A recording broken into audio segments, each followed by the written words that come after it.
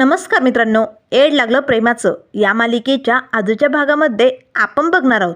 इथे आता राया आणि मंजिरी विचार करत असतात, नेमकं काय करायचं ज्यामुळे गार्गी मला ओळखणार नाही.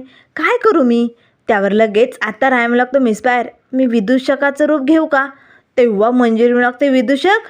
नाही नाही नको, कसा वाटशील तू? आता मंजिरी हसू लागते.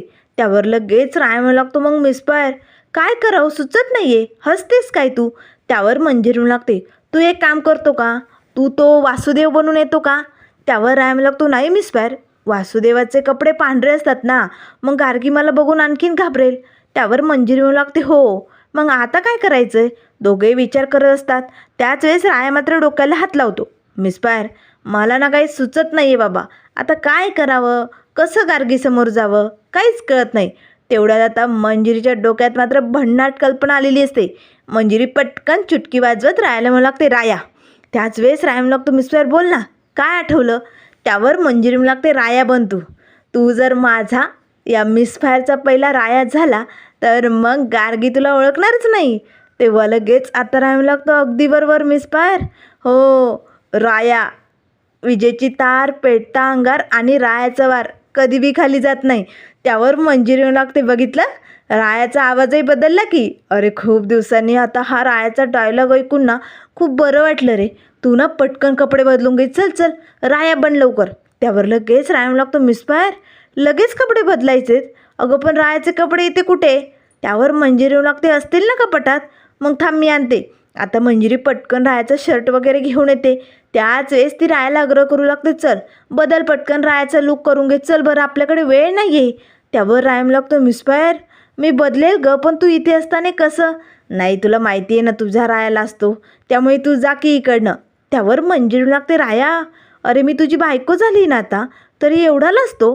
मुलींपेक्षा जास्त लाजतो तू. बरं बरं ठीक आहे, मी बाहेर जाऊन थांबते पण लवकर ये. आता मंजिरी लगेच तिकडनं निघून जाते. त्याच वेळेस राया म्हणू लागतो, प्रियसी जर बायको झाली ना तर ती जास्तच हक्क दाखवते, पण चला मला आता राया बनायचं आहे ना. राया लगेच आता बनेल घालतो, त्यावरती शर्ट आणि हाताला रुमाल गुंडाळतो. आई गाई माईची इज्जत करणारा राया, राया म्हणतात मला, असे म्हणत आता राया मात्र आरशात बघून आपले डायलॉग मारत असतो. त्याच वेळेस आता इकडे मंजिरी आणि गार्गी रूममध्ये मस्त खेळ खेळत असतात. सापशिडीचा खेळ दोघींचा चालू असतो. आता मंजिरी मात्र सारखी दरवाजाकडे बघत असते, कधी एकदा राया येतोय. एकदा का राया आला की गार्गी आणि त्याची ओळख नक्कीच होईल असं तिला वाटत असतं. त्याच वेळेस इकडे आता राया मात्र आपला लुक करून निघालेला असतो. रायाने आपला चेहरा असा काळपट केलेला असतो, जेणेकरून गार्गीला तो ओळखू येऊ नये म्हणून. त्याच वेळेस आता राया आपल्या रूममधनं निघतो, तर आता शशिकला डोकावून रायाकडे बघत असते. शशिकलाने इथे आता डाव टाकलेला असतो. त्याच वेळेस शशिकला म्हणू लागते, राया जा, तुला वेगळं रूप घेऊन जायचं असेल, काय करायचं असेल ते कर, गार्गीसमोर जा. पण ही शशिकला हार मानणाऱ्यातली नाही आहे बघ, ती असं काहीतरी कटकारस्थान करणार ज्यामुळे तुझी आणि गार्गीची मैत्री होऊच शकत नाही. आणि राया हे सगळं मी कुणासाठी करते माहिती आहे ना? तुला आणि मंजिरीला एकत्र आणण्यासाठी हे सगळं करते. आणि शशिकला जोवर तुम्हा दोघांना एकत्र आणत नाही ना तोवर हे करणार म्हणजे करणार. बघत राहा, अजून तर काहीच नाही आहे, पुढे खूप काय काय व्हायचं बाकी आहे. आता राया लगेच मिस फायरच्या रूमजवळ आलेला असतो. आता रूमचा दरवाजा बंद असतो. त्याच वेळेस आता राया दरवाजा उघडतो. मंजिरीचं लक्ष रायाकडे जातं. अगदी रायाने काळा रंग आपल्या चेहऱ्याला लावलेला असल्यामुळे राया काय विशाल भोसले हे ओळखत नसतं.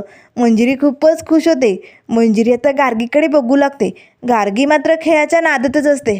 त्याच वेळेस आता मंजिरी रायाला खुणावते, राया ए आतमध्ये. आता राया लगेच आतमध्ये येणार.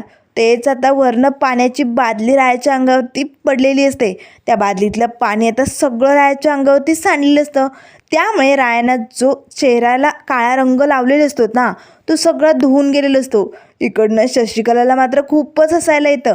त्याच वेळेस तिला आठवतं ही सगळी व्यवस्था घोरपडे आणि शशिकलाने केलेली असते, जेणेकरून रायाचं पहिलंच रूप गार्गीला दिसावं आणि त्या दोघांमध्ये मैत्री होऊ नये असा त्यांचा प्लॅन असतो आणि तो सक्सेसफुल झालेला असतो. त्याच वेळेस गार्गीचं लक्ष आता पाण्याचा आवाज येताच दरवाजाकडे जातं. आता विशालला दरवाजात बघताच गार्गी मात्र घाबरते. आला तो पुन्हा आला असे म्हणताच गार्गी ओरडू लागते, तेच आता राया पटकन दरवाजा बंद करतो आणि तिकडनं निघून जातो. तर आता लगेच मंजिरी गार्गीला आपल्या मिठीत घेते. गार्गी बाळा शांत हो, कोणी नाही आहे, दरवाजा बंद आहे, कोणी नाही, चल बरं आपण खेळ खेळूया, चल बरं शांत हो. आता गार्गीला मंजिरीने शांत केलेलं असतं. रायाला मात्र मोठं टेन्शन येतं. भिजलेला राया आता आपल्या रूमकडे निघालेलं असतानाच इंद्रायणी येते. विशाल, काय चालू आहे सगळं? अरे असे पोरखेळ करून तुम्ही माझ्या गार्गीला बरे करणार आहात का? असं काही होणार नाही आहे. तुम्हाला कळत नाही तुमचं काय चालू आहे ते? त्यावर लगेच राया म्हणू लागतो, मॅडम तुमचा प्रॉब्लेम काय आहे? आम्ही काहीतरी करून गार्गीची परिस्थिती सुधारण्याचा प्रयत्न करतोय ना, मग तुम्हाला का प्रॉब्लेम होतो आहे? मॅडम मला तर असं वाटतंय ना, तुम्ही तुमच्या मुलीला बरं करण्याचा प्रयत्नच करत नाही आहात. कारण तिला बरं करण्यासाठी आम्ही अहोरात्री झटत आहोत, तरी तुम्हाला प्रॉब्लेम होतो आहे. नेमकं तुम्हाला मुलीला बरं करायचं आहे की नाही? का आम्ही जिंकू, तुम्ही हाराल याची भीती वाटते?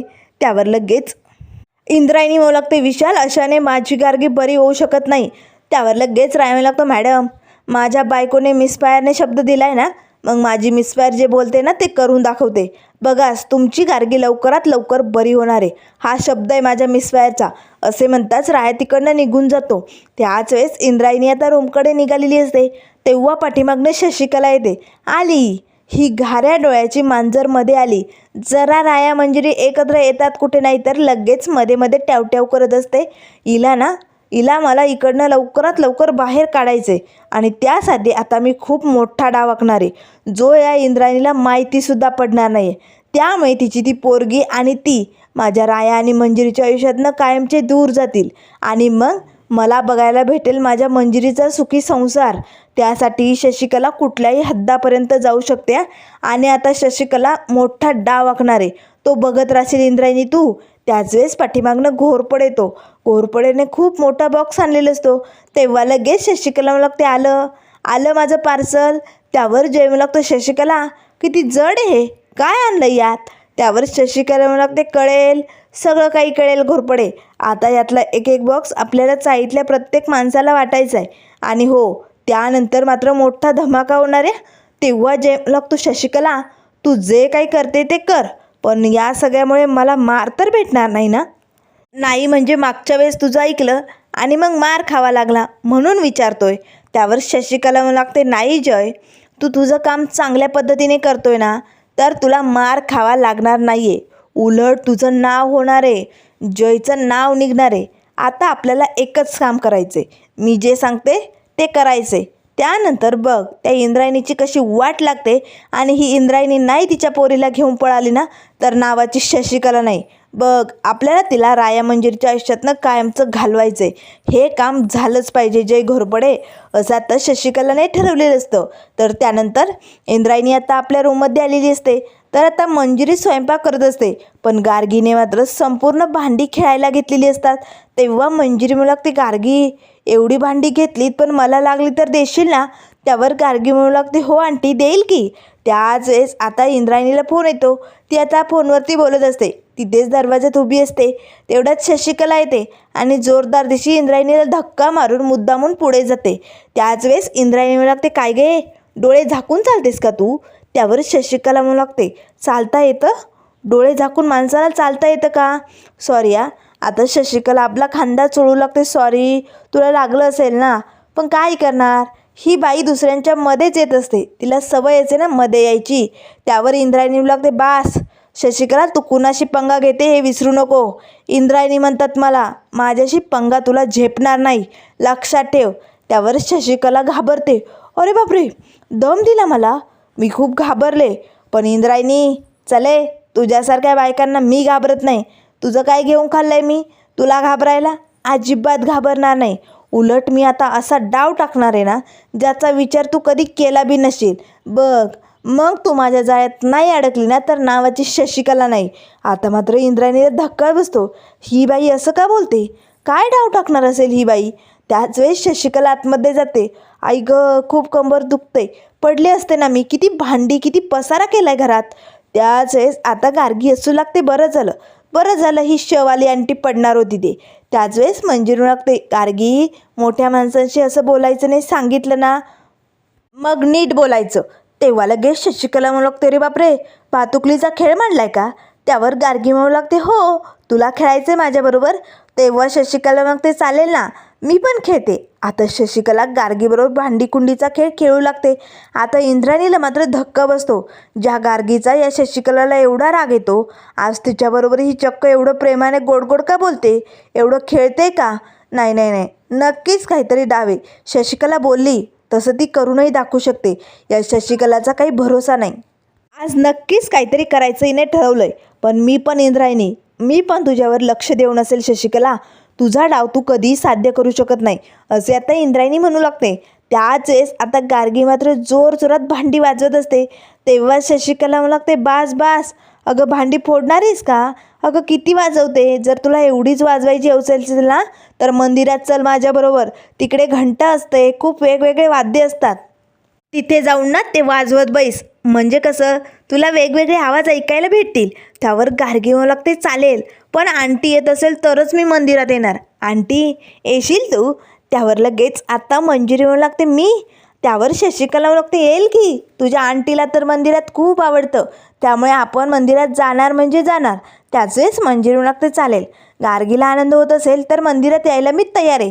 आता मात्र गार्गीला खूपच आनंद होतो. पिंगू, आपल्याला जायचं बाप्पा करायला. तर आता इथे संध्याकाळची वेळ झालेली असते. शशिकला मात्र घोरपडेला खुणवत असते. असा डाव आहे हे सगळं काही त्याच्याशी डिस्कस करत असते.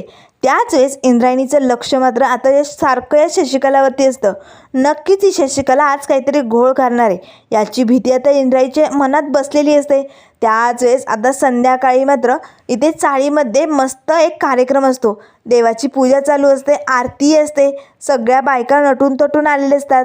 आता देवाच्या पूजेला सगळेजण तयार होऊन आता चाळीत बाहेर तयार झालेले असतात. त्याच वेळेस मंजिरी आता साडी घालून गार्गीला छान मस्त तयार करून बाहेर घेऊन येते. आता मंजिरीने गुलाबी रंगाची साडी घातलेली असते, गजरा लावलेला असतो. आता मात्र आपल्या मिस फायरकडे बघून राया खूपच खुश होतो. मिस फायर आता गार्गीला देवासमोर घेऊन येते.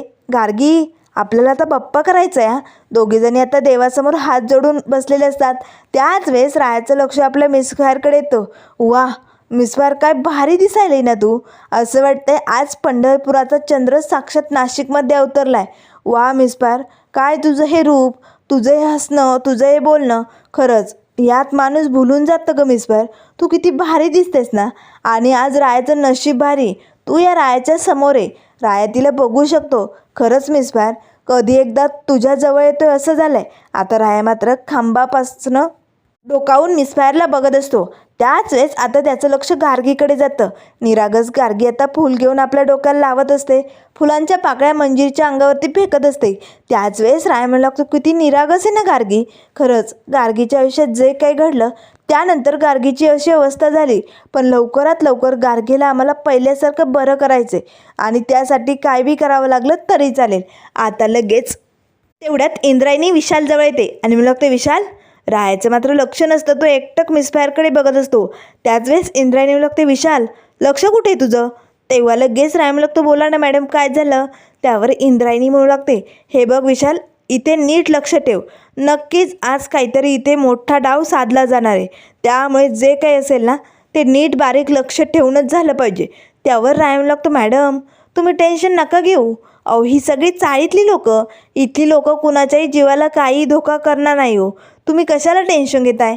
त्यावर लगेच आता इंद्रायणी म्हणू लागते, मला लोकांचं टेन्शन नाही आहे, पण ही शशिकला आणि हा जय कुठल्याही थराला जाऊ शकतात. त्यामुळे त्यांच्याकडे लक्ष ठेव. मी गार्गीजवळ जाते. आता इंद्रायणी लगेच गार्गीजवळ येऊन उभी राहते. त्याच वेळेस आता आरतीची तयारी झालेली असते. तेव्हा लगेच आता सगळ्या बायका म्हणू लागतात, चला चला आता आरती करून घेऊया. त्याच वेळेस शशिकला म्हणू लागते, मंजिरी अगं या तुझ्या मैत्रिणीला गार्गीला आरती करायला लाव की, आता मस्त आरती ओवाळेल ना ती. त्याच वेळेस गार्गी म्हणू लागते, कोण? मी ओवाळायचं आहे? मला आवडेल, मी नक्कीच करेल. त्याच वेळेस इंद्रायणी म्हणू लागते, नाही गार्गी, तुला ते जमणार नाही आहे. तेव्हा शशिकला म्हणू लागते, जमणार नाही म्हणजे कसं जमणार नाही? काय ताट उचलायचं एक आणि असं ओवाळायचं आहे? काय डोंगर उचलायचं आहे का? काय तर म्हणे तुला जमणार नाही. किती छोटंसं काम आहे ते, करू दे की तिला, तिच्या काही इच्छा असतील ना. त्यावर लगेच आता इंद्रायणी म्हणू लागते, हे बघ मंजिरी, गार्गीला अवक्षण करणं जमणार नाही गं, तिला नको देऊ आरतीचं ताट. त्यावर मंजिरी म्हणू लागते, मॅडम तुम्ही काळजी करू नका, गार्गीची जबाबदारी मी घेतली ना. मी तिच्यासोबत असेल आणि कसं ओवाळायचं काय करायचं मी तिला सगळं सांगते. आता लगेच इथे मंजिरी दिवा पेटवते आणि ती ताट गार्गीच्या हातात देते. गार्गी, तुला हळूच असं औक्षण करायचे आणि दिव्याजवळ हात न्यायचा नाही आहे, नाहीतर चटका बसेला, लक्षात ठेव. चल आपण आता आरती सुरू करूया. तरी ती आता मस्त आरती सुरू झालेली असते. गार्गी अगदी शांतपणे छान पद्धतीने औक्षण करत असते. सगळेजण आता गार्गीकडे बघत असतात. त्याच वेळेस आता मंजिरी गार्गीकडे बघू लागते, कारण गार्गी खरंच खूप खुश दिसत असते. तिच्या चेहऱ्यावरचा आनंद एकदम बघण्यासारखा असतो. पण इंद्रायणीचं मात्र सारखं आजूबाजूला लक्ष असतं, कारण ही शशिकला गप्प बसणाऱ्यातली नाही आहे. ती नक्कीच काहीतरी कांड करणार आहे हे इंद्रायणीला कळून चुकलेलं असतं. ती आता लगेच रायाला खुणावते. त्याच वेळेस आता रायाही आजूबाजूला इकडे तिकडे बघत असतो. तर सगळेजण आरती करण्यात अगदी व्यस्त झालेले असतात. तेवढ्यात चाळीतले काही लोक येतात आणि ते आता सगळेजण आरतीसाठी उभी राहतात. पण आता या लोकांना बघून इंद्रायणीला धक्का बसतो, कारण जेवढे चाळीतले लोक आलेले असतात त्या सगळ्यांनी पांढरा कुर्ता पायजामा घातलेला असतो, जो शशिकलाने प्रत्येकाला दिलेला असतो. आता मात्र हे कुर्ते आणि पायजामे बघून आता मात्र इंद्रायणीला धक्का बसतो. अरे बापरे, एवढ्या लोकांनी पांढऱ्या रंगाचा कुर्ता का घातलाय? नाही नाही नाही, एवढ्या जर लोकांना एकाच खड्डी माझ्या गार्गीने पांढऱ्या कपड्यात बघितलं तर ती खूपच घाबरे, हायपर होईल ती, आणि यानंतर ती कधी बरी होणार नाही. नाही नाही नाही, असं होता कामा नये. त्याच वेळेस आता इंद्रायणी लगेच रायाजवळ येते. विशाल विशाल बघ, सगळी लोक पांढरा रंगाचा ड्रेस घालून आलेत रे, आपल्याला काहीतरी करावं लागेल. जर गार्गीने एकत्र या सगळ्या लोकांना बघितलं तर ती कधीच बरी होऊ शकत नाही. तिच्या मनातली भीती खूप वाढेल आणि आपल्याला असं होऊ द्यायचं नाही आहे. त्यावर लगेच विशाल म्हणतो, मॅडम मॅडम तुम्ही काळजी करू नका, बघतो मी काय झालं आहे. त्याच वेळेस मंजिरीचं लक्षही पाठीमागे जातं. आता एवढ्या लोकांना बघताच मंजिरीला धक्का बसतो. त्याच वेळेस आता मंजिरी पटकन गार्गीचं लक्ष समोरच गुंतवण्याचा प्रयत्न करू लागते. रायालाही काय करावं काही सुचत नाही. गार्गी पाठीमागे वळून बघणार, तेच आता मंजिरीला मोठा धक्का बसलेला असतो. तर मित्रांनो, पुढे काय होणार? शशिकलाचा डाव साध्य होणार का? गार्गी या सगळ्या परिस्थितीतनं बाहेर निघणार की शशिकलाच्या जाळ्यात अडकणार? पुढे काय काय होणार हे आपल्याला लवकरच कळेल. त्यामुळे मित्रांनो, अशाच मालिकेंच्या अपडेट पाहण्यासाठी चॅनलला लाईक करा, सबस्क्राईब करा. व्हिडिओ पाहिल्याबद्दल धन्यवाद.